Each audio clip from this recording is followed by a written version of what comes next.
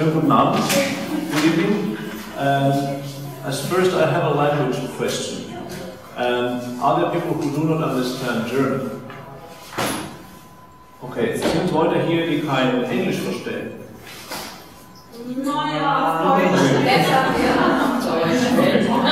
Then I'll try to be bilingual. Ich versuche zweisprachig zu sein. Die Veranstaltung wird auch in zweisprachig. I don't understand. Yes, I will. I should say that. I will actually try to be bilingual. Also, the event will be bilingual.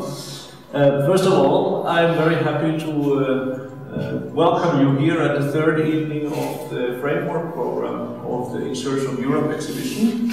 Ich bin sehr froh, Sie alle hier am dritten Abend des Rahmenprogramms der In Search of Europe Ausstellung zu begrüßen. Mit dem Titel Traces to the Ottoman Era in Bulgaria, a personal encounter with a small library in 14 languages in Tschirpan. We have two guests here today, Boris Deliradev and Esra Ersen. And we are here today moving to a part of the world which is a privileged place to question and rethink our ideas about what is inside and what is outside Europe, and also to turn around our common assumptions about what is center, what is metropole, what is empire, and what is periphery, what is province. I think I need to also say it in German. Das heißt, wir bewegen heute uns in einen Teil der Welt, der besonders gut geeignet dafür ist, unsere gewöhnlichen Ansichten darüber, was Europa ist und was nicht Europa ist, was innen und außen ist, wo Zentrum ist und wo Peripherie ist, zu hinterfragen und auf den Kopf zu stellen. Der Anfangspunkt dieser Reise sind osmanische Reisende, die im späten 19., frühen 20. Jahrhundert in den Balkan gereist sind. Das ist das Thema der Doktorarbeit von Lea von Mende, die auch erfreulicherweise heute im Publikum ist, und die das Gegenstand wurde für die Zusammenarbeit zwischen ihr und Esra Ersen, aus dem das Werk von Esra Ersen entstanden ist. Und auf diese Reise ist Boris dazugekommen. Und Sie können heute uns viel mehr erzählen als ich, da ich wirklich kein Kenner dieser Geschichte bin, obwohl sehr davon fasziniert. So, the journey begins as a journey of Ottoman travelers in late 19th and early 20th centuries from the imperial capital to the Balkans, which until recently had been Ottoman provinces and have now become independent states. This is the topic of the PhD research of Leila von Mende, who is also here with us today, and which became the starting point of her collaboration with Esra Ersen, which she then will be showing to us her artwork in a moment. And on Esra's journey, in turn, Boris Deliradev joined the project and will also be presenting his very fascinating discovery. I will not take more of your time, but instead I will give the word to Daniela. Ich würde gern zuerst kurz was zum Ablauf des Abends sagen und dann kurz Esra Ersen vorstellen. I would like to give you a short overview about how the evening will unfold, and then give a short presentation on Esra Ersen. Also wie gesagt, jetzt gibt es eine kurze Einleitung und wir werden alle gemeinsam in den Nebenraum gehen gegenüber, wo Esras Arbeit zu sehen ist mit dem Titel When Thinking, Some Play with the Mustache, Others Cross Arms. Habe ich jetzt Deutsch geredet oder Englisch? We will first of all, after this short introduction, move to the opposite space where Esra's work is to be shown. We will watch it together. Und nachher wird Esra eine kurze Präsentation geben und dann ist also das Publikum gefragt, also Fragen zu stellen oder Kommentare zu geben. Und danach gibt es eine Präsentation von Boris Deliradev. Did I pronounce your name well? So first, after the watching together of the installation of Esra will give a presentation and we'll talk about her work, and then the floor is open to questions from the public. And then Boris Deliradev will give a lecture about his findings and discovery of the Tschirpan library. I would suggest that we all just stand up and move to the other space. Ich würde Sie auffordern, dass wir alle in den anderen Raum uns begeben, um uns die Arbeit von Esra anzuschauen. Nachdem ich eingeladen wurde von der City Moderne Orient, ich habe natürlich vorher überhaupt keine Erfahrung gehabt, mit einem Researcher zu arbeiten. Erst mal mit diesem Projekt habe ich mit dem Lehrer von Männer angefangen zu arbeiten, und ich habe mich nicht so große Vorstellungen, aber natürlich Erwartungen habe ich gehabt. Und Teil dieser Erwartungen realisiert, Teil ist realisiert geworden. Ich habe eine andere Arbeitsprozesse mir vorgestellt oder erwartet. Das wiederum für die Lehrer war nicht möglich. Aber am Ende habe ich die Material von Lehrer konzentriert und von diesem Material probiert, zu meine Fragen, die Antworten zu finden. Und was ich gemacht habe, das Material von Lehrer, war für mich irgendwie von einer Zeit, die für viele Türken, die in der Republikzeit erwachsen sind, ist eine Zeit, das sehr diffus ist, weil die viele Informationen sehr während die Republikzeit sehr gefilterte Informationen geliefert wurden, durch die natürlich die Reformen von der Republik und die auch die Osmanische Reich geguckt haben. Deswegen kann man nicht auch eigentlich diese Informationen richtig prüfen können. Was ich entdeckt habe, eigentlich Material von Ledas Research-Material, habe ich irgendwie meine Gesellschaft, wo ich auch gehöre, die Geschichte, die nicht in der offiziellen Geschichtsschreibung stattfindet. Dass ich darüber erfahren und das mich unglaublich fasziniert, wie die erzählt haben, was die erzählt haben, was für Metaphoren haben die erzählt, was für Metaphoren haben die gebaut und von welchen intellektuellen Background die kommen. Diese ganzen Sachen waren mir sehr, sehr unklar, und das durch diese Material über die, kann man sagen, über die Wasseroberfläche gekommen und ich sagen kann. Und so, was ich gemacht habe,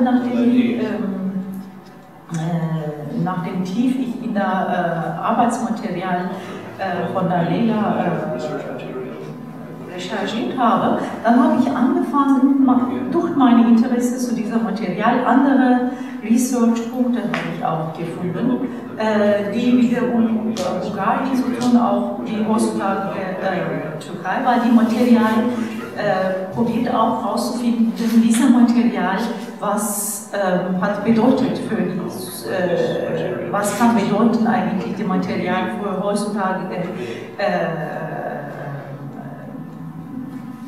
Gesellschaft in der Türkei und auch die Bulgarien.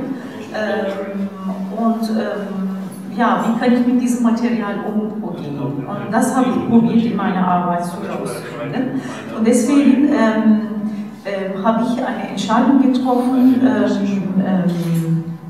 eine Reise zu machen nach Sofia, die viele Reisende auch erzählten. Ich habe 3 Reisende fokussiert, die auch eigentlich, weil die von der Literatur-Background kommen, deswegen ich kannte, aber auch habe ich war sehr distanziert, weil die auch in der osmanischen Zeit gelebt haben und viele Bücher vielleicht übersetzt wurden, aber die eher so frühere Zeit von der Republik, deswegen die osmanische Wörter immer noch die osmanische Wörter gehalten, die ich auch wiederum nicht verstehen könnte.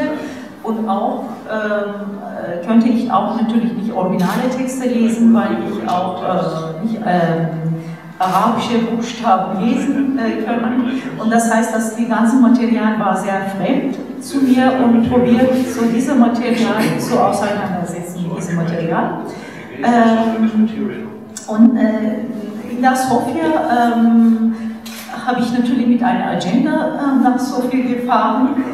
Ich habe Termine gehabt, aber ich habe nicht gedacht, dass ich direkt die Arbeit dort realisiere, sondern eher eigentlich Informationen sammeln, zurückzukommen und darüber zu denken, was ich entwickeln könnte. Deswegen, was Sie hier gesehen haben in 5 Tagen, das alles wirklich erlebt worden. Ich habe den ganzen Prozess so eine lineare Form geschafft. Das war nicht leicht, natürlich, diese ganzen Recherchematerial und meine und die Reisende und wiederum auch meine Reise in Sofia, alles so eine lineare Form probiert zu bringen, die auch ein bisschen literarisch und auch so ein bisschen so klingt fiktional. Und das war sehr wichtig für mich, zu dieser Form zu bringen und auch lesbar zu machen, ohne zu sehr trocken zu sein. Und deswegen so probiert so wirklich so poetische Form zu schaffen, wie ich den Text geschrieben habe.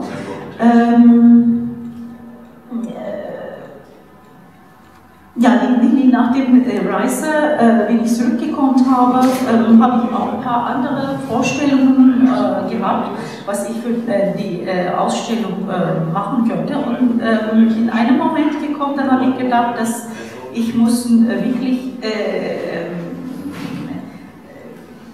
Zuschauer auf eine andere Reise bringen, die ich selber gemacht habe. In diesen Reise auch die könnten, die mit dem Reisenden treffen können. Und das glaube ich, es hat am Ende funktioniert. Ja, wenn Sie Fragen haben, gerne können Sie antworten, dann wollen wir gerne zu Boris Deliradev. Ich habe noch eine Frage zur osmanischen Sprache. Es sind ja auch viele Begriffe drin, die gar nicht mehr nach der Sprachreform von Atatürk verwendet wurden. Also viele Türken auch heute gar nicht mehr als Begriffe unabhängig von arabischen schrittweise verstehen. Was hatten Sie jetzt da für Übersetzungen oder Möglichkeiten, die Materialien, die Besiegungen sich zu sortieren? Das habe ich jetzt nicht richtig verstanden. Haben Sie sich das auf Türkisch übersetzen lassen? Nein, Türkisch übersetzt in, ich glaube, in der 50er Jahre oder so, aber oder früher, wie alle Materialien, noch nicht mal 50er Jahre, ich glaube noch früher, aber die alle Materialien auch sehr noch nicht für mich verständbar ist, weil die wirklich viele osmanische Wörter darin haben, die heutzutage nicht mehr nutzen können.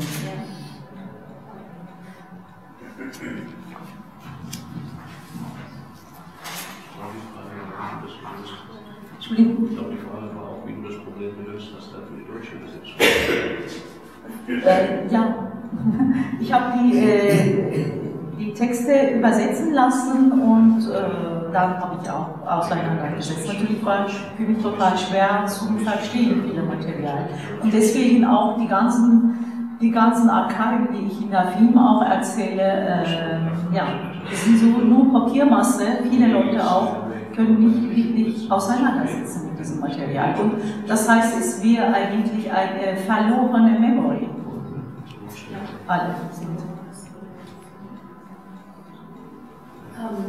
Gibt es jetzt wieder so eine Art Besinnung darauf, die osmanische Sprache zu lernen in der Türkei, weil ich vor kurzem im Radio gehört habe, dass es auch jetzt im Moment sehr viel Kritik an der Geschichtsschreibung von Atatürk gibt, also dass dieses Heiligenbild im Moment auch gerade sehr hinterfragt ist, was eigentlich die ganz lange Zeit überhaupt nicht üblich war. Ja, gibt es natürlich. Das ist natürlich in der Akademiker-Szene ist die gesprächig, aber die im Alltag die Leute natürlich nicht so viel nutzen oder nutzen können. Interesse gibt. Interesse auch, glaube ich, hat geweckt durch die Regierung, jetzt heutzutage die Regierung, eine Interesse entdeckt, die auch wiederum die selber auch interessieren, um zu diese, wie heißt das, Schatz zu rausbilden, aber die haben natürlich wieder eine andere Agenda, die interessieren diesen ganzen Material. Es ist eine sehr schöne poetische Form gefunden zwischen Zeichnung, also für den Zuschauer sehr lebendig, macht viel Spaß, den Film zu sehen. Es ist ja immer schwierig, in solchen Erzählfilmen zu kommen, mit Bildmaterial, aber den haben wir also wirklich so wunderbar gelöst. Ich finde es auch sehr schön, wie sie die Erzähler immer wirklich mit dem einen Buchstaben, sich selbst und dann die sie gesprochen haben, eben einfach nur mit diesen Buchstaben kennzeichnen. Es gibt auch Fotos natürlich, ja, und auch die Blicke auf die anderen sind wirklich sehr, sehr poetisch, sehr schön. Es lässt viel Fantasie im eigenen Kopf frei. Ganz toll. Ja, das waren die DDR-Karten, ja. Ja, die DDR-Karten, ja. Wir haben es entdeckt durch die. Genau. Sehr schön. So, I have the great pleasure to introduce you to Boris Deliradev. He's talking today about traces to the Ottoman era in Bulgaria through a very, very interesting encounter, a discovery that he made in his own hometown in Tschirpan in Bulgaria. Boris is by profession a translator of English and Bulgarian, but today he's here invited by us. We're very, very happy that you could come and to talk about this library which you have been studying for 3 years. Since you will be speaking also about your own history with this library, I do not need to make a longer introduction. I only say thank you and welcome. Good evening, everyone. Добър вечер, тези от вас, които I'd like to thank Esra, Ersen, Daniela Swarovski and Andre Becht for the opportunity to be here tonight. I've studied this collection of books for 3 years. This is my second presentation, and I find that it is very important to present the work in the process, because you actually learn about your process for talking to different groups of people. So it is very important for me that I'm here in a very mixed audience, and I will be happy to hear questions from you and feedback. I was born in 1970, the same year that Esra was born, in Tschirpan, in south-central Bulgaria, which at the time was the People's Republic of Bulgaria, a communist country.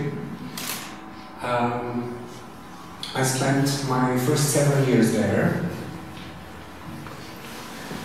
This is me on the knees of my great-grandmother, Zlatka, reading a book. When I was 7, I moved to Plovdiv, which is the second largest town in Bulgaria. There I finished my secondary education.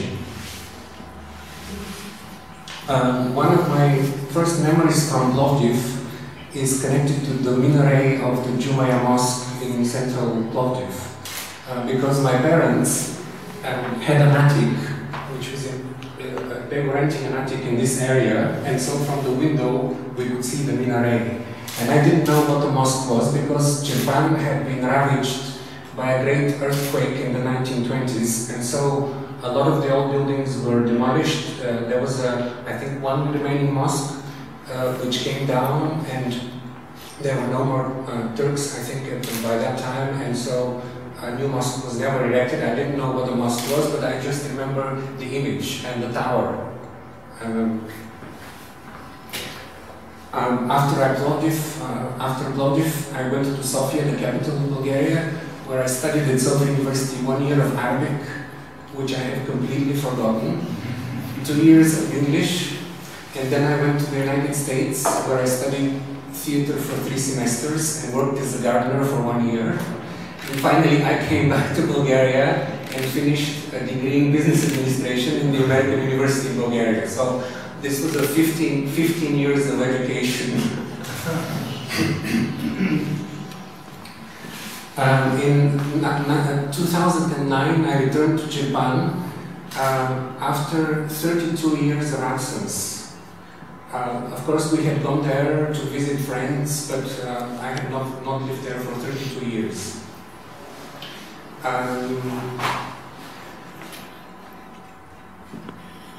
We no longer have an apartment there. We don't have a house. The communist municipality destroyed our house and the shop of my grandfather, and they gave us a little apartment in a panel block, which my parents then sold because no one really cared for it. It was really no worth. And so I'm now renting an apartment in another panel block. And this is the view from my room, from my apartment. Tschirpan is a sad place. It has 15,000 people. It has shrunk from 26,000 in the 1980s, so this is the height of communism, so to speak, to 15,000.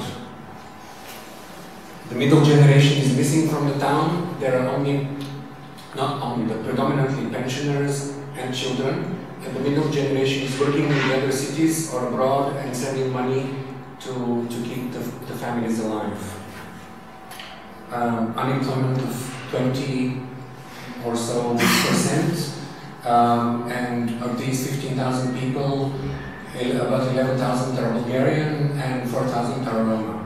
There are very few remaining Turkish families. I have a neighbor, but she's not actually from Tschirpan. They moved from a village near Starzagor, and she's told me that there's only a couple of remaining Turkish families in Tschirpan.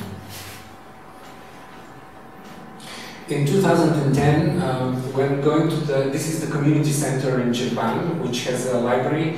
The sign on the door says Biblioteca. And I heard from the librarian and also the chairperson of the community center that there are some books in foreign languages dating back to the 19th century. The books had not been separated from the remaining library stock, so they were mixed.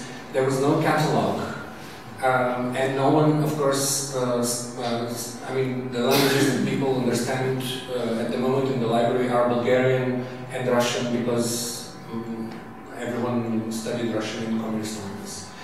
And so I was very intrigued by this. I asked for permission from the chairperson to separate the books, and the chief librarian and I did it over several days.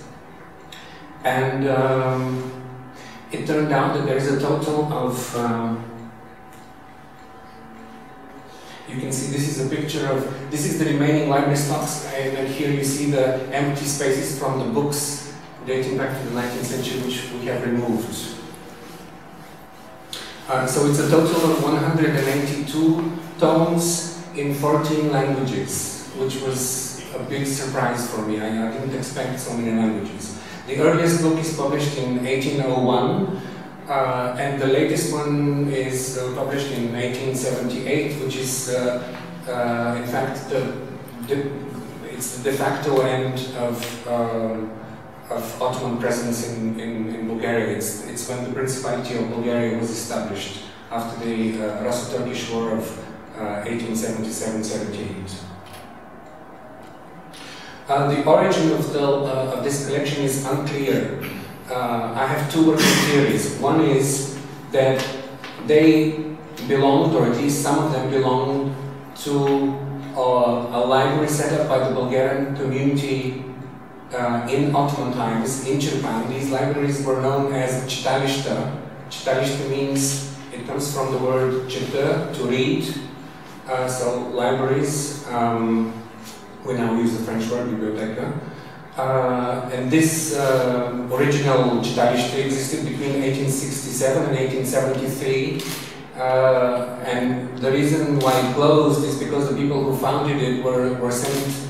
They were suspected of anti-governmental activity, and they were sent to Diyarbakir in exile. And so when they disappeared, there weren't enough people left in town who support the library. But the other theory, and it seems more likely to me now, but I can't say definitively, is that the books were actually donated after 1895. This is already in independent Bulgaria. But in any case, either of those two theories, what we know for sure that these books are donated by people who lived in Tschirpan because their names are on the pages. They were not subscriptions, they were given to the library. That's what we don't know for sure. I was very, very intrigued by my discovery and decided that I wanted to do an exhibition in Tschirpan with the books, an engaging contemporary exhibition, because for me the experience of being physically with the books was it affected me, how to say, on a body level. Yes, it was not just intellectual, but there was, I felt that almost that these books were waiting there to be opened and to be touched, and even a little bit, sometimes when I would be a little, this book won't open, so I would press, and I was sure that the book was glad that someone was pressing it because it hadn't been looked at for 100 years or so. And so that was the original inspiration for my idea. It is still to be, so that exhibition will happen one day if everything goes to plan and I'm able to find funding and all the rest. So I shared my plan with the chairperson of the community center. He said yes. It was my 14th birthday in 2010, and so I invited friends and colleagues, translators, artists, and just friends and family to donate some money to study these books, because of course you asked, someone else in the back asked a question about language. It is a big barrier because Ottoman Turkish is written in Arabic, Greek is in the Greek script, etc.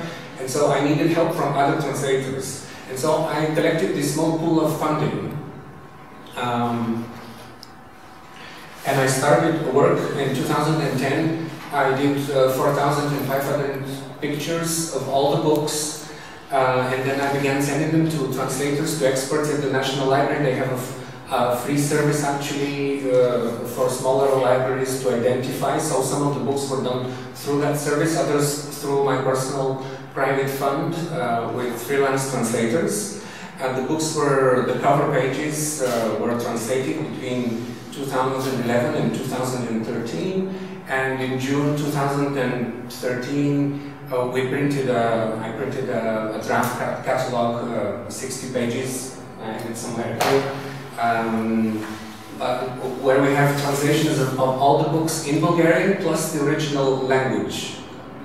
In Ottoman Turkish it is just the title, though it doesn't have the authors, but I will work on that section with another translator to add more depth and texture to that.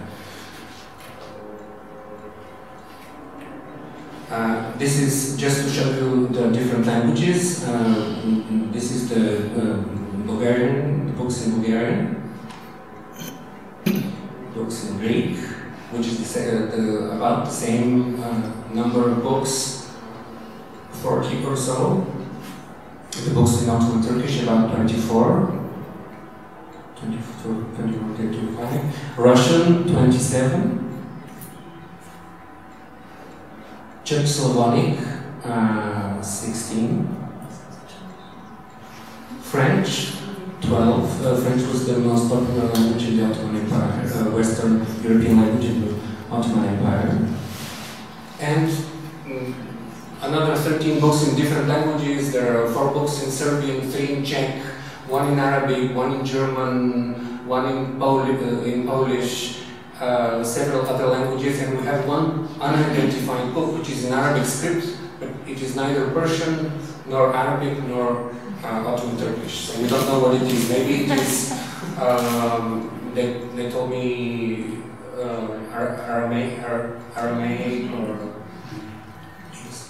or the number of languages that were in the collection, because I wasn't aware really that our ancestors, who Bulgarians, spoke those languages. For example, the founder, the first chairman of the library, the Ottoman library, and again I say, I'm not sure whether the books are from that period, but anyway, when he died in the 20th century, he donated the books. After his death, he donated his books to the library. So his books are part, he has his ex libris is on maybe 30 books, so it is certain that we have books from him, even though they may not have belonged to the first library. But he was educated at the Lila Monastery. He spoke Bulgarian, of course. He spoke German, Greek, because of the influence of the Greek Church. He read and taught in Ottoman Turkish. He read also French and Russian, so 5 languages in one person, and these are 4 alphabets. So it's not just the languages, but the alphabets. But he was involved in the municipality, or it was something. And he also, yes, he was a teacher. He was the head teacher of the most important Bulgarian school in Tschirpan, but he also worked at the Ottoman municipality. And he was also part of, from 1869, he was part of the revolutionary committee in Tschirpan against the Ottoman power. So you see, it's a very complex. Within the same person, you have so many influences, linguistic, cultural, and also just in terms of roles. How complex was the time, and that one person played out all these roles. Now, I had, from what I was taught in school in the 1980s, starting from the 4th grade to the 8th grade, I didn't know how to explain all these languages, because the Bulgarian libraries, these chitalište, they are included in the curriculum, but the way they are presented is that everything happened somehow in Bulgarian, yes, because they were in support of the Bulgarian community.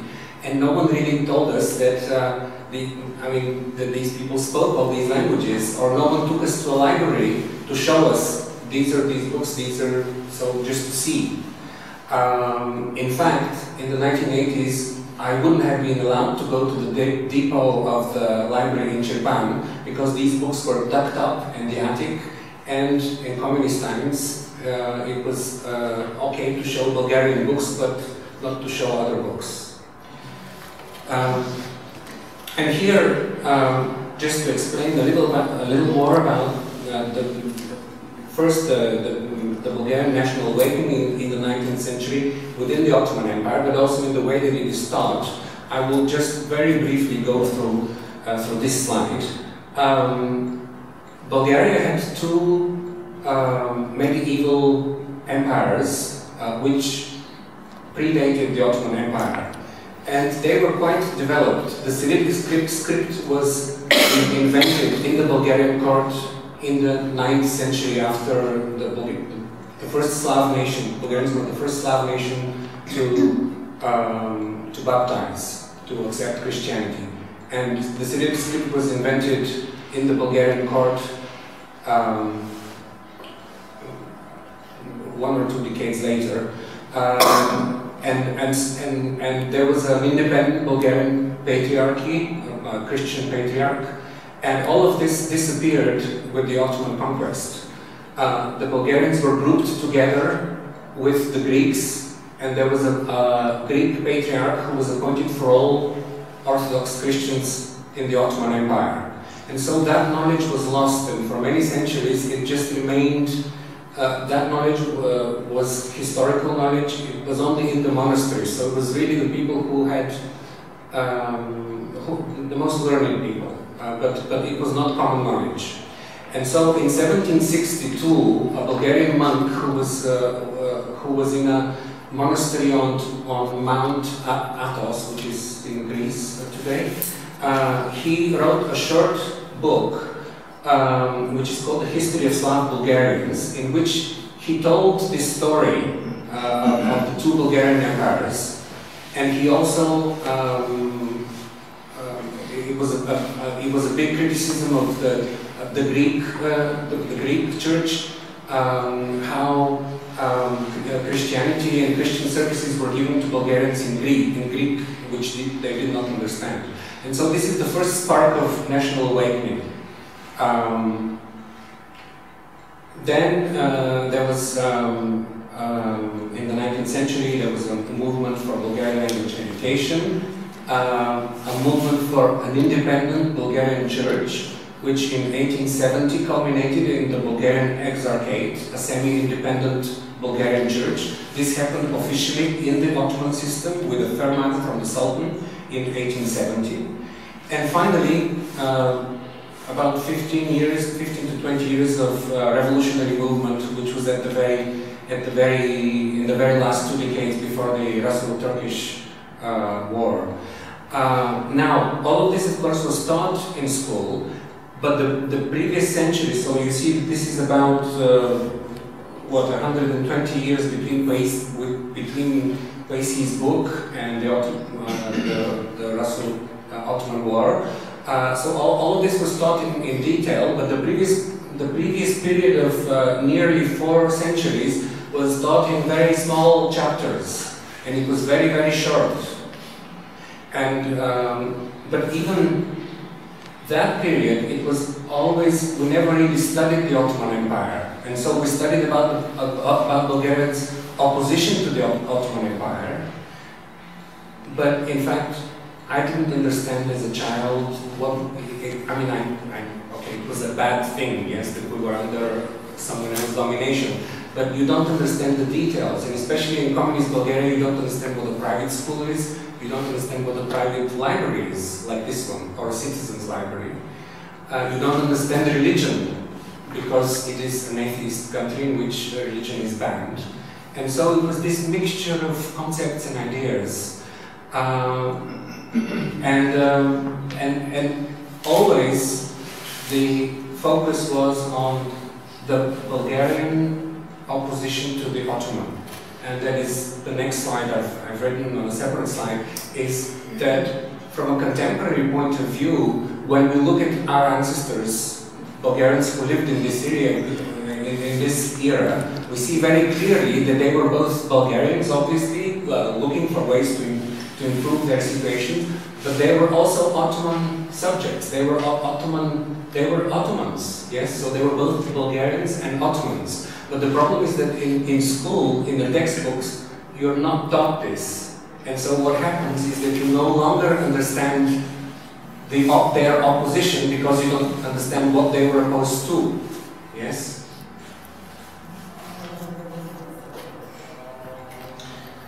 I will very quickly say about this. This was a huge jubilee organized in 1981 by Lyudmila Živko, who was the daughter of the longtime communist leader of Bulgaria, Todor Živkov. Lyudmila Živko was Minister of Culture from I think 74, and she planned this huge jubilee in 1981. The jubilee was planned for 6 years. Millions of leva, millions and millions and millions of leva were spent for this jubilee. It continued one whole year. It included hundreds of books, theater performances, new operas, encyclopedias, historic series, everything possible you can imagine. It was the biggest cultural and historical festival Bulgaria had ever organized, and I think will ever organize, because that kind of central management will never be possible, and that kind of And of course she did this because she was the daughter of, I mean not everybody wanted to do such a big thing, but because she was the daughter of Dr. Zhivkov, she was able to do it. Now, what happened is that the idea, I've read documents for this jubilee, the idea was that this jubilee should reach every town and every home, and it really did. There is a trace from this virtually in every town and every home, and so it reinforced the kind of historical structure that I was telling you from my history books. It reinforced it even more so. And in a way, present Bulgaria still lives in the, how to say, the inertia, in the momentum of this huge jubilee, because of course since 1989, Bulgaria has been unable to spend much on culture. And so that is a huge, huge presence if you'd like to understand contemporary Bulgaria's attitudes, general attitudes to the past. I will very briefly show you a few books and tell you a sentence for each. This is the oldest book, a Greek dictionary printed in Venice in 1801. Here it is, the title page. This is Homer's Iliad, printed in Paris in Greek in 1811. This is a very interesting text. It is in Ottoman Turkish, but it's a translation. It is a kind of early Scheherazade, if I can call it. It was created first in Sanskrit in the 12th century. It is the story of a woman who is married. Her husband is abroad. She falls in love with someone else in the same town. Her parent tells her a story every night to distract her from the idea of going out and meeting the man that she's in love with. And by the time that the tale is over, it is already dawn, and so she can't leave. It is full of cruelty. It starts with, originally she has two birds, the shuruk, which is a mythical bird. It tells her not to go out, and she kills it. And so basically the parrot is also trying to save his life. He's telling the stories to prevent her from going, but he's trying to save his life. Now, this book was translated and adapted into Persian in the 14th century, and only translated without further adaptation into Ottoman Turkish in the 16th century. And so there are two copies, two different editions of this book in Ottoman Turkish in the library in Tschirpan. This is a picture of a parrot which I chose for a presentation for students in Tschirpan. And I just chose it because it was pretty, and just to make sure that they knew the word in English, because it was a mixed audience, that they knew the word in English for parrot. But when I looked at it later, I saw it was perching on barbed wire. And this is exactly what this story is about. It's about beauty and danger and death. This is a book of fatwas, interpretations of Islamic law by the supreme religious leader, the Sheikh of Islam.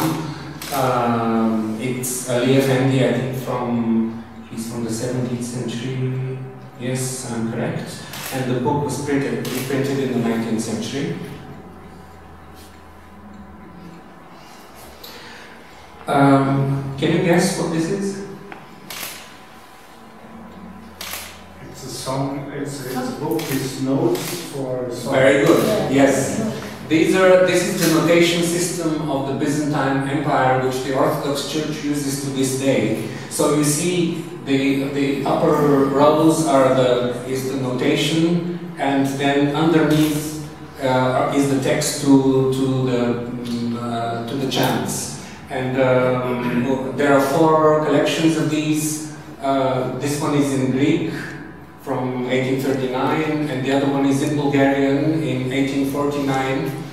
A lot of books that were in Bulgaria at that time during the Ottoman period were printed outside the empire because the control was quite strict. There were a few printing shops in Istanbul, but not in what is present day in Bulgaria. This is a book in old Bulgarian grammar from the time that the Cyrillic script was invented. As I told you, it was a period when this knowledge was being collected from people who wanted to make it, to popularize it among Bulgarians. Printed in Vienna in 1865. This is a translation of a French novel from the time of Louis XIV, one in Ottoman Turkish and the other one in Bulgarian.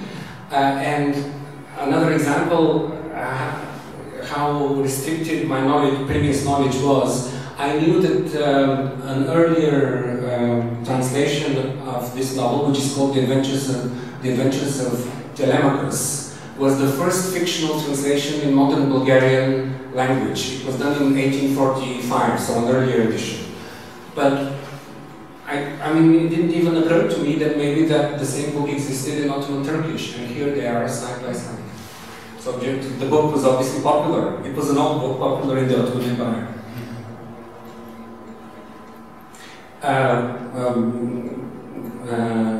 Course in physics, printed in Paris in 1866. A statistical book which gives the population of Tschirpan. I think these are just the men because the women were not officially counted in. Am I right, Leila? I don't know. I think it's the census only counted the men who were subject to military service or taxes, and so it gives 891 Muslims. This is Tschirpan and the villages around it. 16,111 Bulgarians and 506 Roma people. 1970, again Vienna.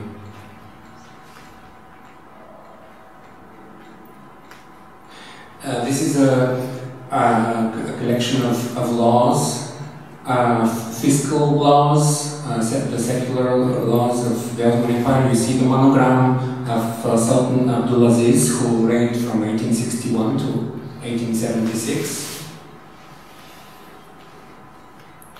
This is a copy of the statute of the Bulgarian Exarchate, of which I told you earlier, the semi-independent Bulgarian church, which received independence, again given by Sultan Abdulaziz.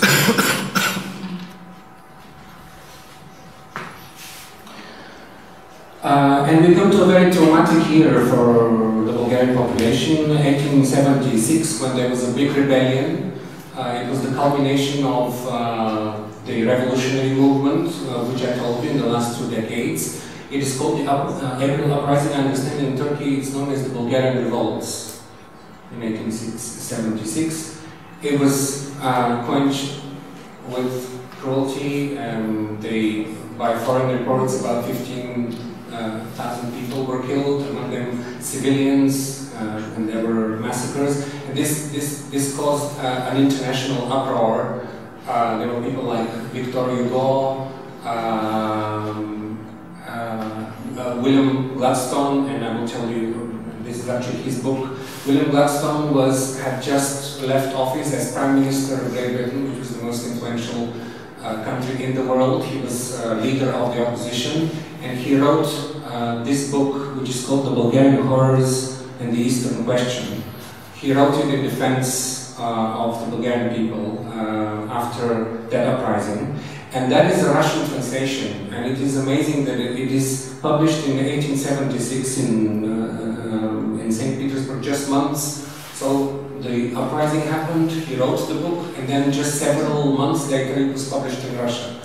And some historians believe that this book has a historical significance because it prepared the public opinion in England. England was an ally of the Ottoman Empire, and it had supported in the Crimean War in the middle of the century. But the public opinion turned so much against the atrocities that they were either committed or allowed. And so, in the Russo-Turkish War, which led to Bulgaria's re-establishment, England was no longer able to take the side of the Ottoman Empire. These are materials printed in Bucharest just before the start of the Russo-Ottoman War of 1877. They are for the study of Bulgaria. So basically this is for the army, which is about to enter the Ottoman Empire, on how to deal with the organization of the population.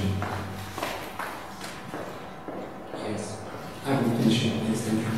And finally, one small book from 1878, printed in Plovdiv, where I finished my secondary education, which is about the newly established Principality of Bulgaria, written by a Czech historian.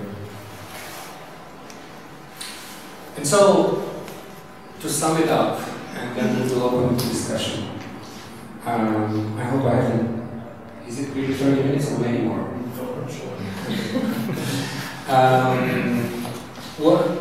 The biggest thing I've learned through these 3 years of spending time with this book, thinking about them, reading some of them, is that we cannot understand our ancestors from that period if we think of them just as Bulgarians.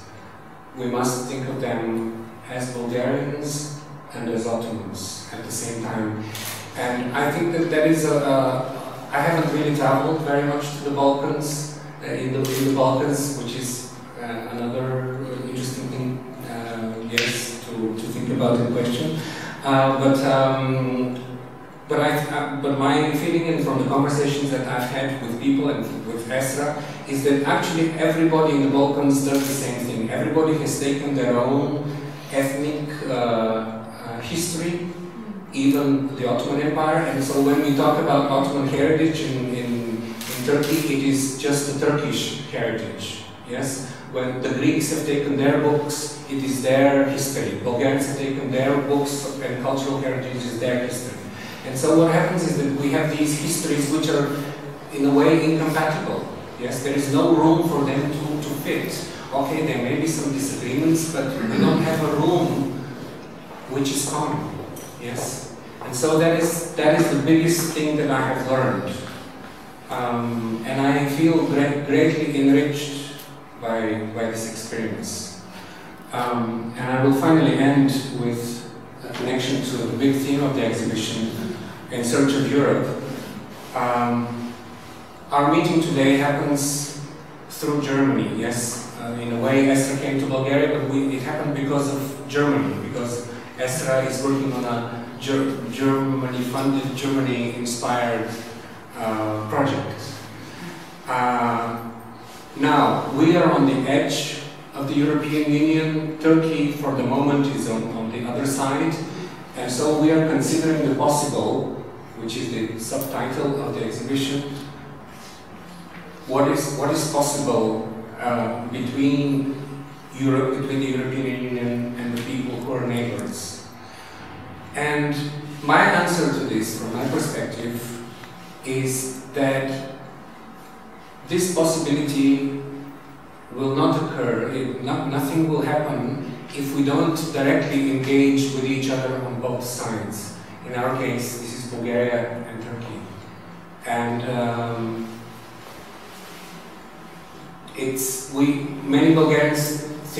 most Bulgarians think of themselves as peripheral at the moment for Europe.